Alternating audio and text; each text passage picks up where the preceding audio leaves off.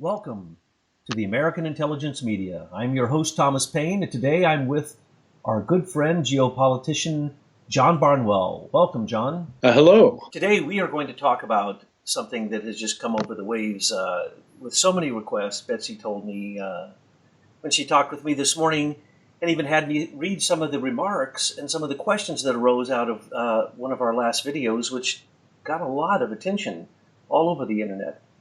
And it's all about Q.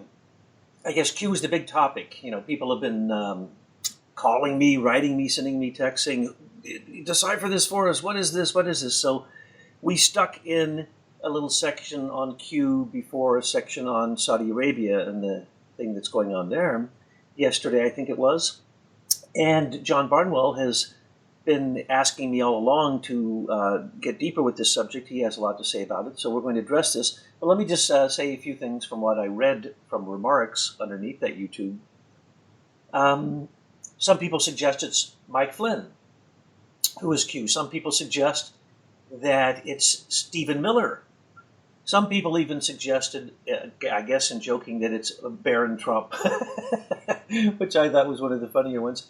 But there's a lot of questions, so we're going to try to answer those questions, all the ones that I saw today. And there are some other questions people asked me personally, which I will just say it was the president during 1972 to answer one question, and that will only be understood by the person who asked it.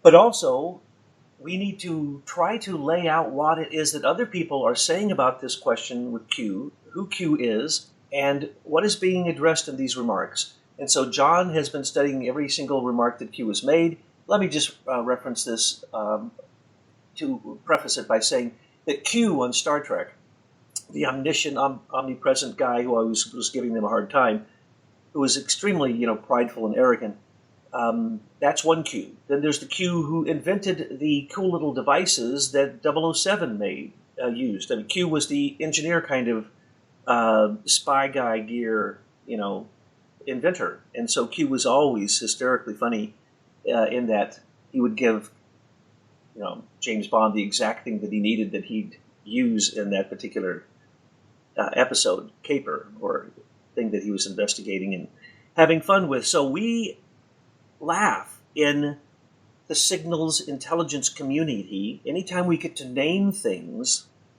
we laugh because we're a bunch of geeks, and our jokes aren't really understood by most people. So you have to be a geek, and you have to be a collection operations center to be an operator, so you can understand the language that comes across. And our chatter that is non-encoded, it's actually inside of encoded systems where the collection operations center people talk back and forth.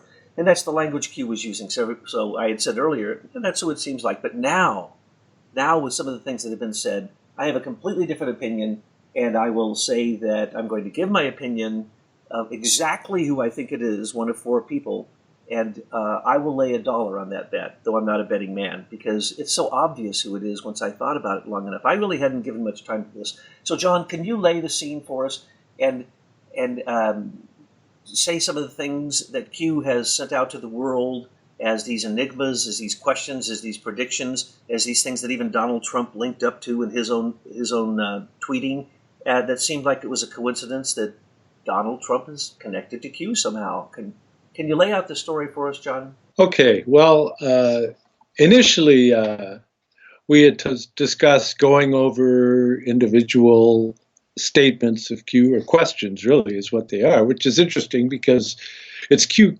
clearance, and it's Q is like a question, and so clearing up the questions, I think, is what we're doing here. And first off, what I like to do is I like to come in from around 30,000 feet, and get the big picture. It's like, in order to understand what some specific thing might mean, it's good to have a larger context in which to frame it, and to see some of the backstory as far as the drama that is being enacted on the world stage at this time through President Trump and those loyal patriot-minded people within our government that are not comfortable with this whole globalist agenda that's attempting to override the impulses of the American Constitution and the principles of freedom and conscience that we've discussed in this format on numerous occasions. In order to do this, I thought it might be a good idea is to get into some of the deeper backstory.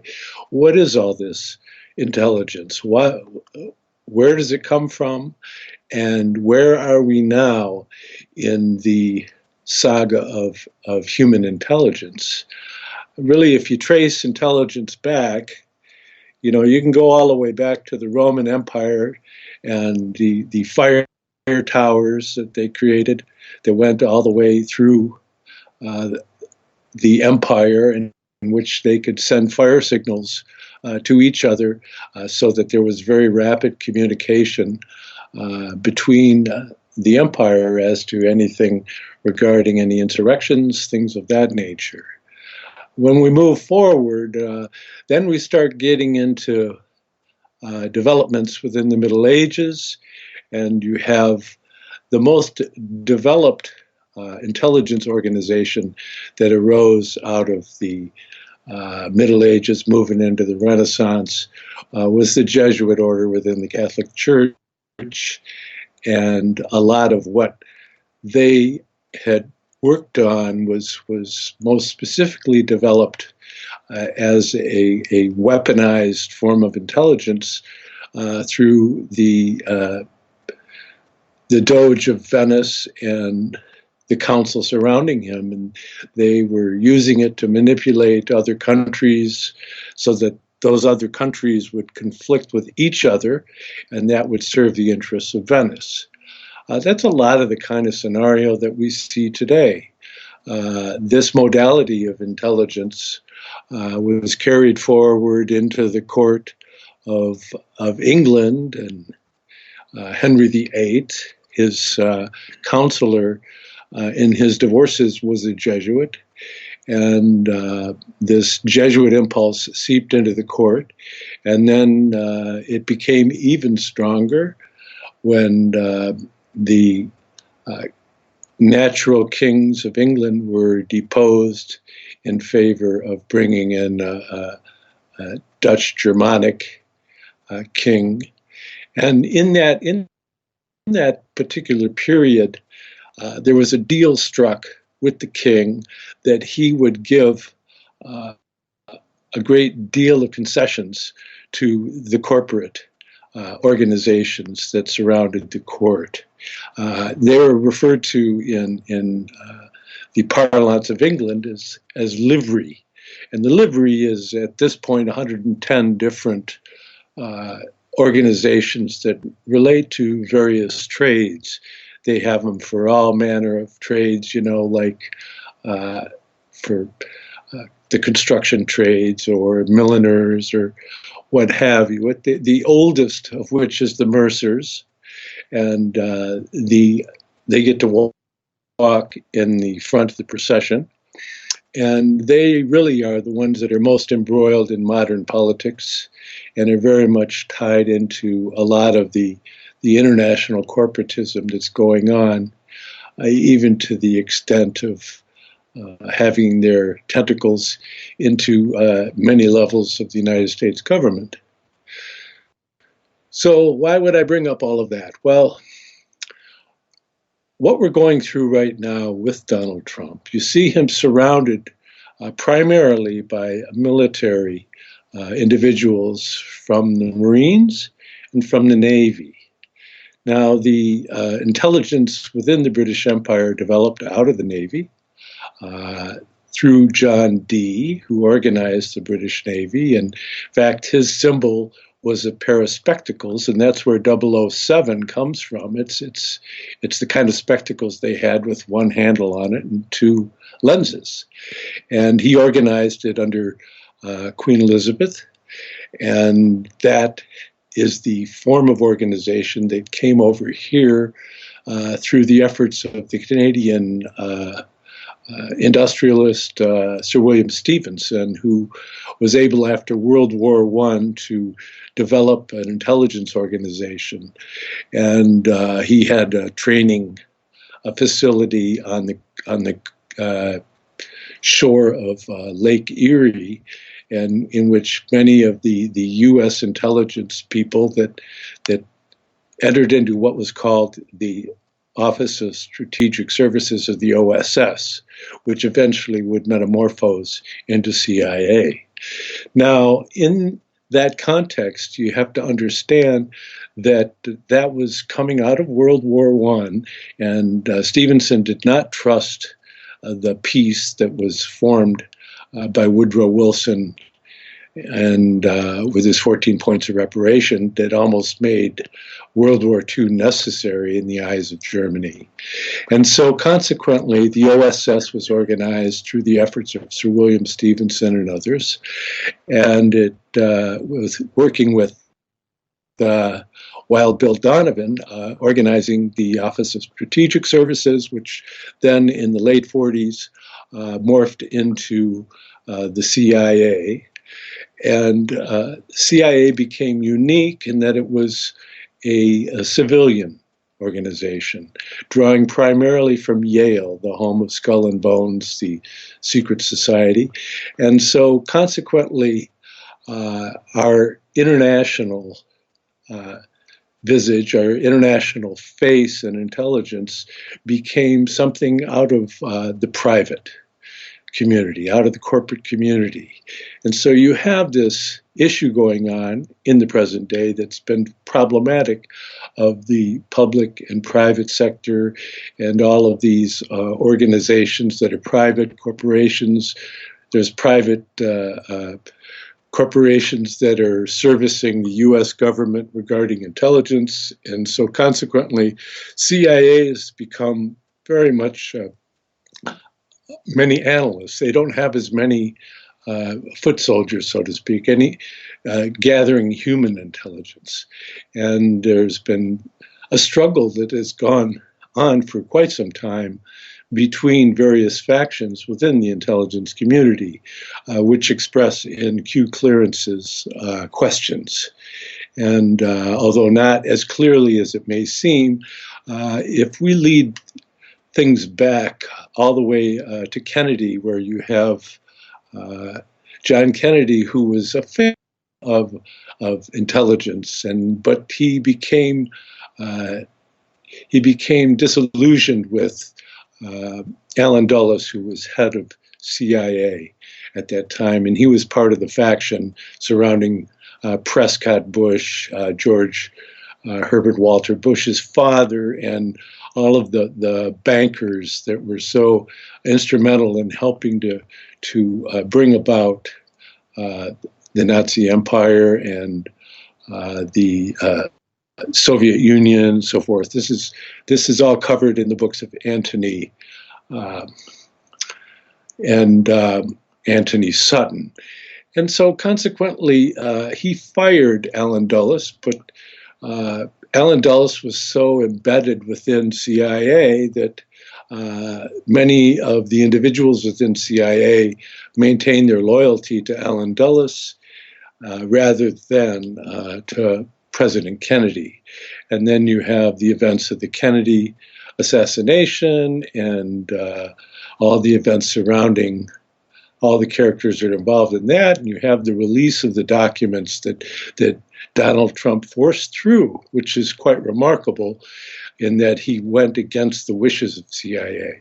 So you see that there's a pushback between President Trump and the CIA. Now, if we go forward a bit, we go to 9/11, and you look at the projectile that hit the Pentagon. And I say projectile because it definitely was not a plane. There's been a video released recently where you can see what appears to be a missile flying across the yard and hitting the Pentagon. And it's only flying a few feet off the ground. That's impossible to do with the airliner, by the way. The turbulence is too great. And so what happens is this projectile hits the Pentagon directly into the Office of Naval Intelligence, and destroying a great many personnel, people with crypto clearance, and all forms of personnel that were in the office at that time, that were actually doing a great deal of investigation that made certain people within the corporatism unhappy. So given that fact that most people don't even bring up, it helps contextualize this, because you see, you have to understand that people remember.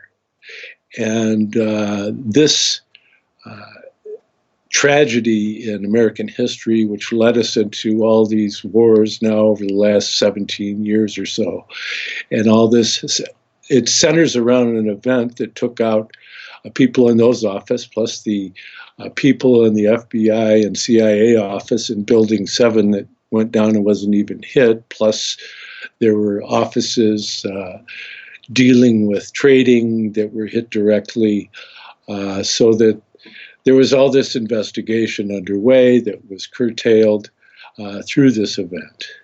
And so that's kind of a context that we can look at that gives us meaning to why some of this might be happening. And it's also interesting in the effect of that one of the very first people that was skeptical regarding what happened at 9/11 was Donald Trump. Within 3 days, he was on television saying that it's impossible for a building like that to come down, surrounded with a scaffolding of steel, and then there's concrete, and then to have a plane crash into it with jet fuel to burn it down. He said that just can't be. And so that's the president we have, a president that is out to find the truth. And there are people within the intelligence community that the last thing they want is the truth. And we can see that with what's going on in the media. I mean, just today, I was attempting to listen to the broadcast of the InfoWars broadcast, and it kept getting shut off and kept getting shut off and kept getting shut off. So that there's people out there that are trying to repress us finding out information. And so we're out here, we're just trying to do our best and help clarify this.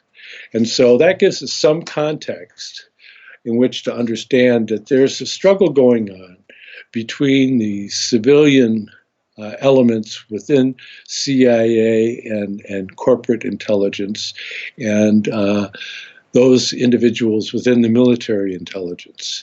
So that you have Admiral Rogers, for example. Admiral Rogers is from the Navy, and he is the head of NSA. And I happen to think that for all intents and purposes, he looks like he's a white hat. He's a good guy. One of the most telling things about Admiral Rogers is that he is the only person that carried over from the Obama administration, and Clapper and Brennan were vehemently trying to get him fired from his job as head of NSA. So I guess anybody that Clapper and Brennan don't like is my friend. And going beyond that, so you see him, and then you see Mattis and the chief of staff, all these Marine and Navy intelligence people surrounding President Trump. So that contextualizes the meaning of this here. I think that this Q clearance is, it to me, smacks of somebody who's Q clearance, although Q clearance is usually associated with the Department of Energy. It also has tags that would tie it to NSA. Well, your historical perspective is very, very interesting. I didn't know we were going to go there, so I'll throw out my story. When the Pope wanted to conquer a country, he started first to get the money from the bankers, and then he would start to amass a military. But first, he would dispatch 2 Jesuits to the country that he wanted to take over.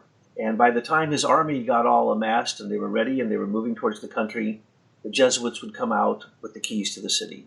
It only takes 2 people working, and the Templars were the same way. There's a whole legend about the way that the Templars worked as two and the way that the Jesuits always worked in twos, which I helped incorporate into the story of Star Wars. There was supposed to be fair witnesses who didn't actually have weapons. They had shields, but their shields protected them, and if anyone attacked them, it would go back at whoever attacked them. So that's what we're talking about. We're talking about intelligence so powerful that a couple people working together can actually be more powerful than an entire army. And that has gone down through history, and all wars are based upon intelligence. And if you have bad intelligence, for instance, if you take the yellow journalism, say, of Fusion GPS in Venezuela, creating a complete fake yellow journalism war going on there. Oh, that's right, GPS. These are people who create propaganda, intelligence propaganda. That's what we are in the mess of right now. But as John has pointed out, we have been discussing this quite a few times, that there's a war going on because the NSA busted the CIA in Switzerland and all their banking, and billions of dollars in fines had to be paid. So the CIA turned around and went after the NSA and made sure that the Cisco routers and the backdoor put in all Cisco routers by NSA came to the public, and Cisco company lost billions and billions of dollars over that. So then you have the Snowden leak, and then you have one leak after the next. The Vault 7 leak, you have William Binney's complete picture of the whole thing, the guy who created it, basically. You have all these whistleblowers. It's all about intelligence. Weapons of mass destruction got us into, a $3.5 trillion war that we're not out of yet in Iraq. So it's intelligence that rules. And if you don't know the term yellow journalism, you can go look at our intelligence reports. We've done a lot of exposing of this so that you would know who's who and how to read through the news. So what we have is Q. Q, as John has said, is a white hat. We're not sure where. We can speculate on that in a minute. It gets funny when you start to look at the exact comments because they are very, very telling. But and I will tell you who I believe is actually it when we get to the end of this. But the importance of intelligence in the war going on was focused through General Mike Flynn, who said he was coming in and getting rid of corporate intelligence and making sure that it falls back to the military intelligence that is separated into all those different agencies in the intelligence community. So that's the reason they had to get Flynn out, because Flynn was going to put in only people who were bound by their military oath. When you take a top secret security clearance, when you sign one, and I've signed many of them, and I can talk about all the different levels because I've had Q level, but Q level in the silo that I was in, signals intelligence and cryptology, top secret security. So we can talk about all of that, but the real deal is to understand the war that's going on right now for America, and that is in the war between corporate intelligence and military intelligence. If you do something wrong in the military, it's treason. They can kill you or hang you, actually. So, or they can put you in jail for the rest of your life very easily. I've signed so many. I do not know how many security levels I've actually signed for. There was one building I was in where I had 12 different, after top secret, I had 12 different separate clearances to enter into compartmental aspects of a collection and operations center, which of course, in the end I was in the secure compartmental crypto, which is the highest that you can get for the president's eyes only. I used to stamp documents for the commander's eyes only and send documents to the president that I had classified as for the president's eyes only, restricted, top secret, and then with the current top secret word on it, which changes all the time. So when we talk about intelligence, we're talking about the key factor to it all. Michael Flynn wanted to get rid of corporate intelligence, which started really infiltrating the executive branch in the 70s. And they just kept making up new positions that then usurped the positions of the head of the National Security Council, which, again, these things are not actually even supposed to exist. Let's put this in perspective. The executive branch has 5 million people working for him, one man, one woman, whoever it is. The president has all the military, all the 17 agencies, the Treasury, all those. They all work for one person. He could fire them all if he wanted. So he has 800,000 people right now with top secret security clearances in a variety of different compartmentalizations, as we've mentioned, who work for him. 800,000, 65% of them are corporate intelligence agents.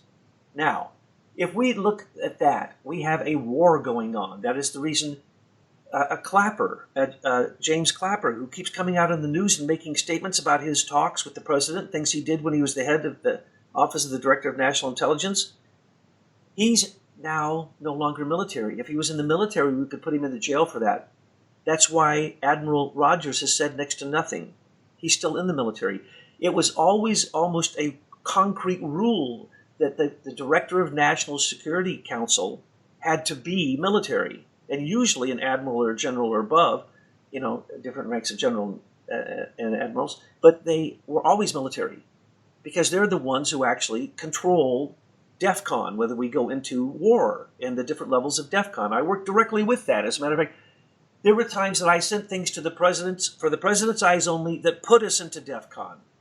There were also things we did that caused us to go into DEFCON by accident and such things. So I'm talking from direct experience, and I have direct connection with people who just came out of this field, in the corporate field at the highest level, and had long, long conversations with them and others in the military, and it is exactly as we are saying. And the reason is the CIA trumps the FBI. It used to be the most inside powerful force in America was the FBI's counterintelligence. They didn't even have to tell the president what they were doing. Matter of fact, the president wouldn't know what they were doing, that he would have culpable deniability. Or, yeah, that's what it's called. He can claim he doesn't know because he didn't know. So that got transferred, unfortunately, to the CIA. Now, the CIA was always international and really shouldn't even exist. And as you pointed out, John, Kennedy really wanted to get rid of it. And Allen Dulles, 2 years after he was forced to resign, basically killed Kennedy. And then he sat on the Warren Commission, the head of the Warren Commission, the chairman of the Warren Commission, to investigate his own assassination of the president. So that's the kind of corruption. 911, look at who's on 911. No investigation happened. Who was the head of the FBI? Robert Mueller. So when these people get in the CIA, it becomes international. The FBI is national. Sometimes I know they're outside of the country, but in general, their purview is domestic. The international, you can trump national security issues, and any national security issue. If the president says there's been a coronal mass ejection for national security reasons, I'm putting into effect all of the martial law executive orders that Obama signed up. He could take over everything, including your account, the food in your house, money you have, stored money you have, your guns, everything. It's all set up for martial law. Because why? The intelligence community chipped away again and again through Obama to take the power away and give it to corporations.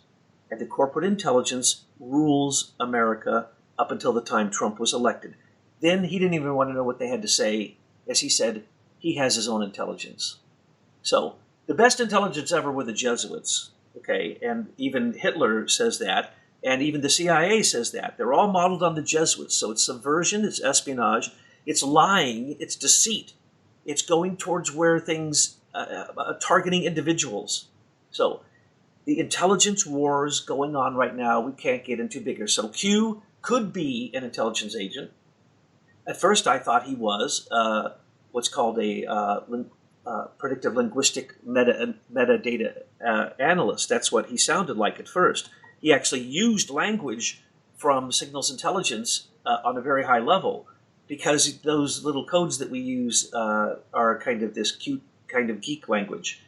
And then he went off and he started saying things political, and then he warned us all what was about to happen in Saudi Arabia, and it looked like Trump was in on that. So we have to ask the question, when he says Q, in this case, he's referring to the White House clearance, which is very high silo, because they have all of the intelligence communities reporting to them, and even now they have counterintelligence every day. The National Counterintelligence Center is the person who reports for the 17 intelligence agencies to the president, because they also know the black ops that are going on, which the president may not even know. So if the president asks a question, there is a person who knows that, and I can name him. He's the head of that group. But the point is, one person comes and reports this to the president each day. If the president is lied to, what do you think is going to happen? He's the commander-in-chief.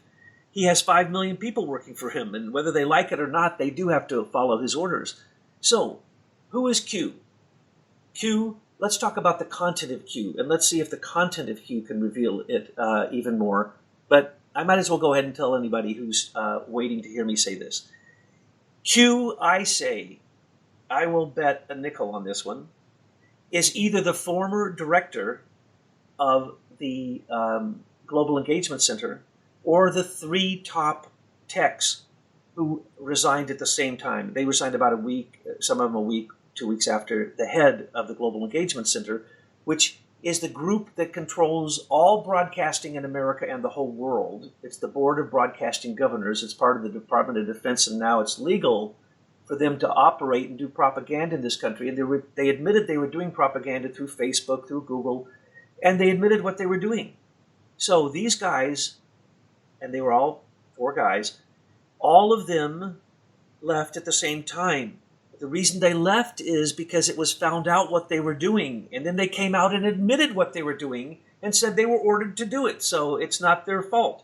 They said they were using Facebook to go in, do queries, find the target, attack the target, and overwhelm the target.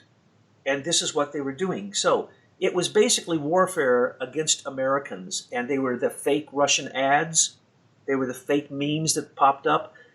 Zuckerberg came out and lied and tried to cover his trail. They were covering the trail of these 4 people and the people who worked for them at the Global Engagement Center. This was founded by Obama. It's called the Truth Ministry by most of us.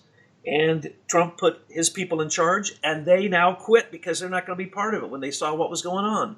When they saw what we can go into, the U.S. Digital Service, which was $1.5 billion cyber warfare office in the White House that was doing this through the Global Engagement Center. These are the people who were actually doing the meddling, the Russian meddling. And it was created for the first, when Obama was running the first time, by Eric Schmidt. It was called the Eric Schmidt Project. It later was called the Template for Winning, and later Obama turned it into the U.S. Digital Service and gave it an office in the White House. That's where these guys worked, and one of them is, in my opinion, Q. Because they're in the White House, they had SCIF access, they had access to everything. The only people who have access to everything right now, not compartmentalized, even in the White House, because that's a silo, is the Global Engagement Center. So they saw what was going on. They saw the tools that they had to do this work that they were given, and they were disgusted, and they're white hats. And so they know the inside. And it may be that they're playing a Scaramucci. It may be that they're playing a Michael Flynn, let's get the military in charge of the intelligence instead of the corporate world. It could be, somebody as simple as a Baron Trump, who is literally doing this because they're insightful, they see what's going on, and they mix and match this and that. I cannot say for a fact that I can confirm that the language that's being used is the language that is used in the intelligence communities. No, it's not. It's piecemeal of all kinds of weird stuff. So we can go into those details, but there it is. That's who I think it is. I can name those 4 people by name. I'm not going to. But it's easily looked up. Global Engagement Center, the head of it. That is probably him or one of his 3 people, because they're showing us the other side.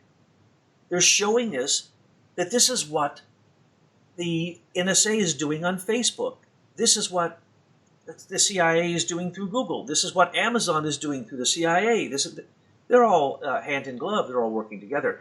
But the war is raging, and we sit back and laugh because we know how it's probably going to turn out. And it's not going to turn out nice for the corporate intelligence world.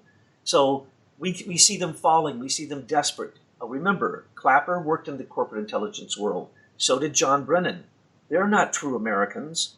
They have committed treason. They're telling you on the television every weekend not only lies, which demonstrate their perjury of their testimony before Congress, but it demonstrates that they're so desperate because what people generally call the deep state, what I've just described as corporate intelligence, and it goes much deeper in many different directions. I like to be more specific than saying the deep state. I'm talking James Clapper. I'm talking John Brennan. I'm talking James Comey. I'm talking the very criminals, Robert Mueller, that we are dealing with right now in a variety of things, from Uranium One to corporate military intelligence wars to fusion GPS. If we find out about that, everyone will be shocked. I predict that if we ever see those bank records from Fusion GPS, you will not believe what is in them. I can tell you what's in them because I followed who they have supported and who they've done yellow journalism for. But we won't have the proof until we see that. And it's being covered because a new judge just came in and they kicked out the old judge, and the new judge is John Podesta's best friend. Isn't that amazing? John Podesta, who paid for the dossier, who paid Fusion, teaches a class with Judge Leon at Georgetown and has for 20 years.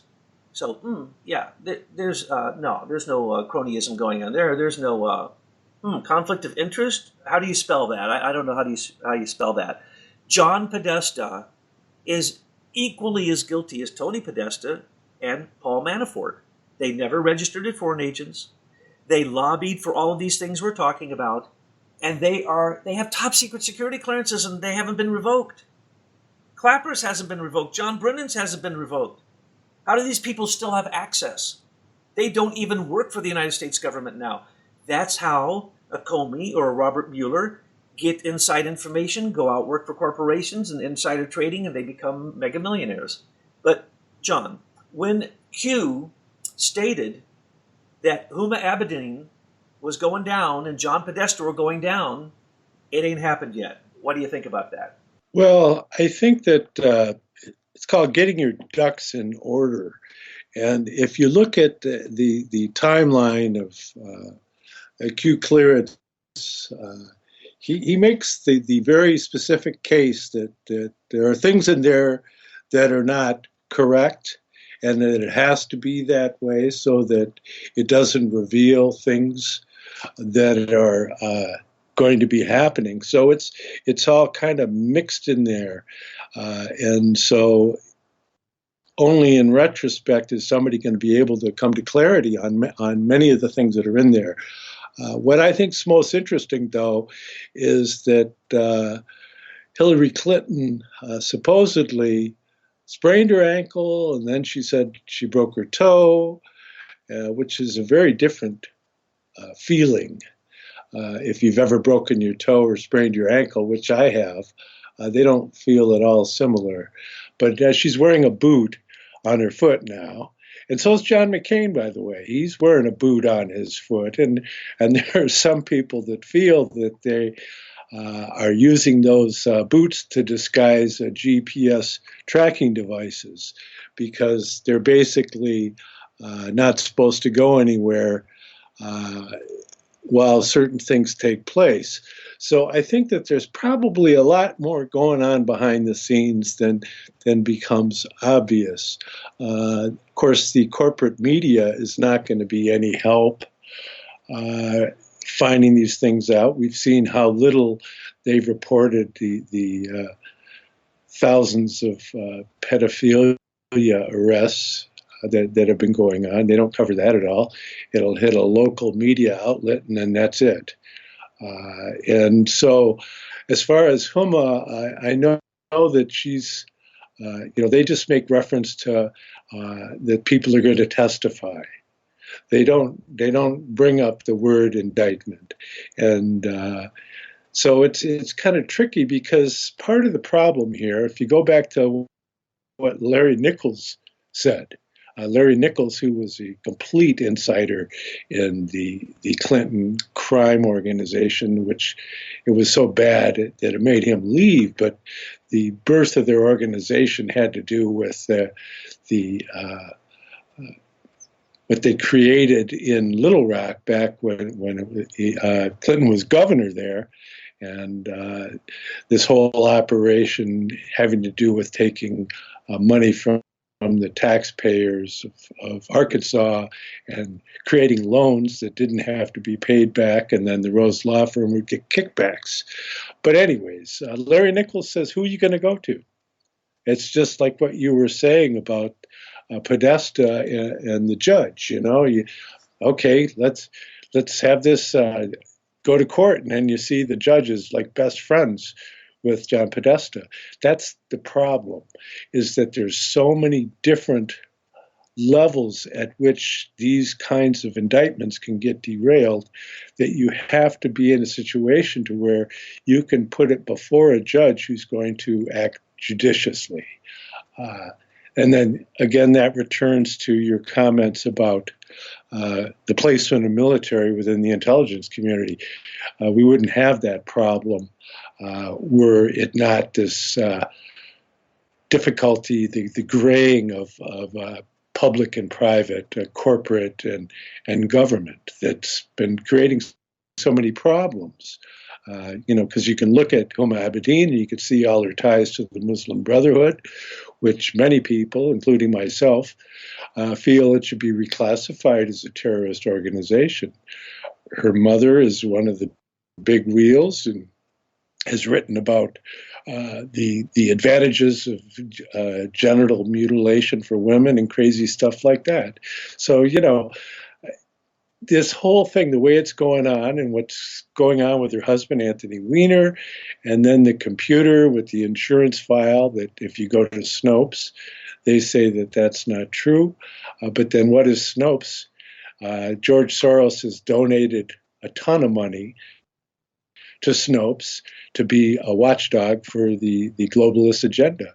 And who are those people? I mean, you look at them and it's a cartoon. One. His wife isn't with him. Supposedly his wife has left him because he cheated on her. We've seen pictures of their home. This is two people who don't get out of their pajamas, who don't look like they even have an intelligence above 70 IQ, why would we trust these two people to check anything? All they're doing is going to the internet and Googling. They have no service. They're working out of their home. Snopes now determines whether Alex Jones gets a stamp of saying that they are inappropriate. I mean, this is insanity. The freedom of speech has become so completely squished that we're going to have to rebel. And now we're seeing that there is a rebellion. For a while, if you wanted to go to Berkeley and say freedom of speech, someone would burn you, hit you, shoot you, throw a brick at you. Now they're letting it come back again, the home of free speech. So we are beginning to see the tide turn, but we are seeing the greatest aberrations of these things right before, like the darkest hours just before the dawn. We're seeing that, but at the same time, I get a real chuckle out of seeing a Q come out. Because if Q is a white hat, thank you, Q. And all of you guys or gals who are there and you have this information and you can get it out to us, get it out to us if you think it can help. We call on every single white hat, every single patriot, anonymous or otherwise, to stand up and be part of taking back America from this corporate war that's been going on since 1913 and only started to turn when it came in with the tide of Trump. And as the tide of Trump is coming, let me tell you, there's a nasty undertow for those who are like a John Podesta or Tony Podesta, who I sometimes call Larry Podesta, Tony Podesta, or even a Paul Manafort. I'm sorry, yeah, you helped Trump get elected, but you're as crooked as a dog's hind leg you always have. He is like one of the great kings of presidential campaign finance fraud. I mean, he basically helped write the book on it along with, going back, multiple presidents, all the way back to Jimmy Carter. So he's a kingmaker. He's a president maker. And who's John Podesta? He's the guy who stacks the positions in Washington, D.C. For the last three presidents, the presidential appointments were generally given out by John Podesta, almost in toto. He basically controlled who was in D.C. Why would that be? Because he has dirt on all of them. He is, just like Fusion GPS, he is a propaganda manipulator. He is a lobbyist. His brother lobbied for Ukraine. They lobbied for Russia, lobbied for Russian banks, lobbied for Uranium One, lobbied for Roosevelt.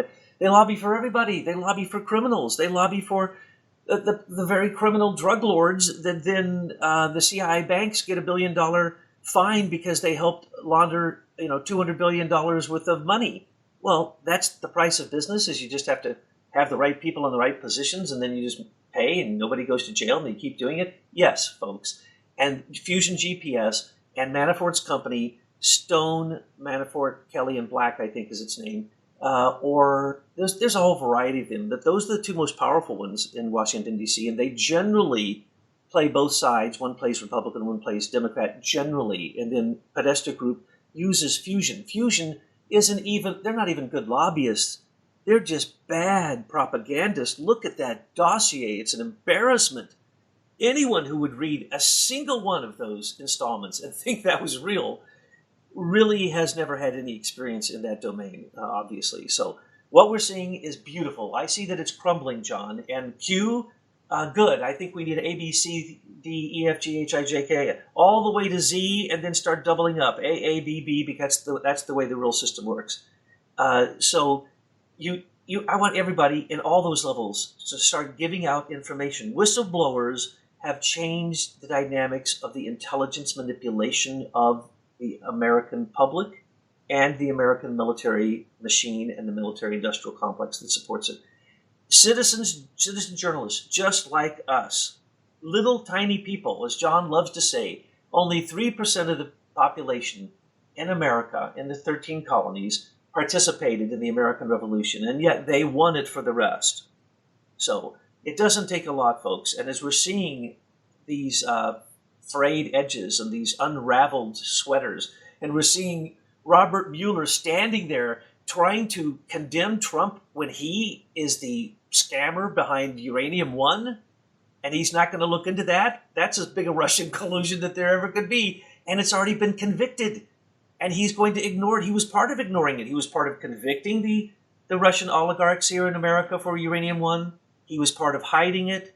He was part of Vladimir Putin getting Uranium One. He was part of the Russians coming in here and the ripoff of the Uranium One. He's part of ignoring the uranium going to all these foreign countries that they were not authorized to move it across out of America. That's all Robert Mueller and James Comey. And those two are like a tag team, you see. And they have their buddies underneath them, of course. They got McCabe and Rosenstein, and they were getting set up to be the next ones. And behind them was Preet Bharara, who's already convicted some of these people. As a matter of fact, the Manafort conviction is only because of Preet's good work. You already know who's going to be the next fixer. You can predict these things. It's so simple. So mark my words. Here's my prediction. If they find out who Q is, it's going to be one of those four people from the Global Engagement Center. That's my prediction. How about you, John? Who do you think it is? You want to make a guess? Are you in for Baron Trump, or who are you going with? Well, I guess in order to give due credit where credit is due, we have to go to the very beginning of the Q clearance releases, and it says, "Fellow patriots, we're in a great battle. Not all is as it seems. What seems right may be wrong. What seems wrong is right. Open your eyes. Everything is there. Why is disinformation necessary? Stay very vigilant. Some things must be excluded, must dig even deeper.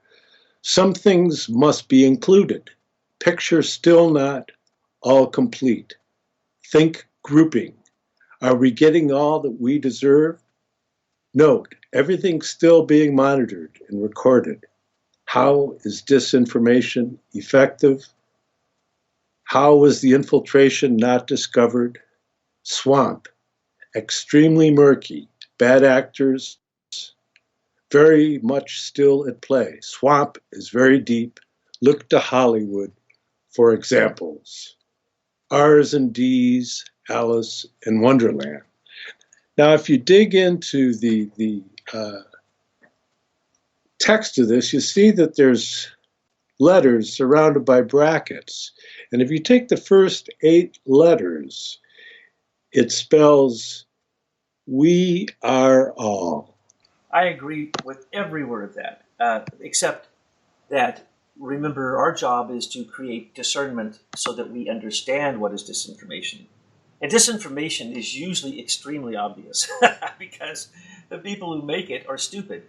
And so they try to trick you on a 3rd grade level, and they're using like a 4th grade level intelligence. But if you're above 4th grade, you're going to understand that the words they use are the exact opposite of what they mean.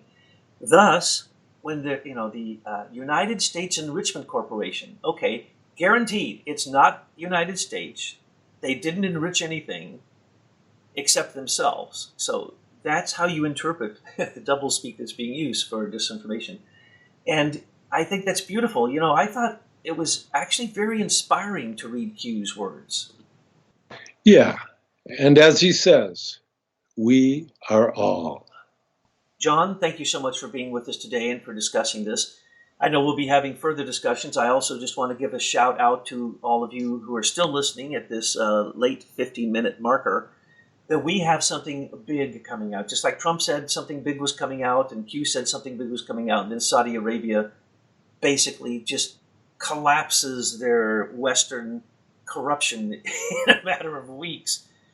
This is unprecedented in history. Well, another unprecedented thing in history is if we could overturn the control of the internet to Americans, to we, the people. And we are working on a story. John has been part of this, working with Michael McKibben from Leader Technologies. We're going to be releasing 6 videos of discussions we had with the head of Leaders Technology and how the entire social networking, including Facebook, where Leaders Technology had a lawsuit against Facebook that went all the way to the Supreme Court and is still not done yet, but also with Twitter, with Nokia, with Gmail, with YouTube, with Instagram. They're all the same program, and it was all given out by IBM Eclipse Foundation. And we're going to be telling that story, and I'm saying now, this is one of the biggest stories that we're ever going to hear, because if it goes the way of the suggestion of Leader Technology, a win-win-win proposal for everyone, including you, the user, who would then not have surveillance on the internet, would not have intelligence agencies listening and tracking and recording and then targeting and annihilating, because you become nothing more than a war actor. That is the name for all Americans now, by the way, according to the National Defense Authorization Act. We are all war actors. We are all terrorists until otherwise proven, and that's why propaganda can be used. That's why total surveillance can be used, because terrorism is international. So the CIA trumps national security. And because Obama built the NDAA to allow, for the first time in history, the Department of Defense to work in America, that's why all this happened. So, Q, thank you, and all those other white hats out there. And John, thank you today for your conversation, and we'll be talking to everybody soon.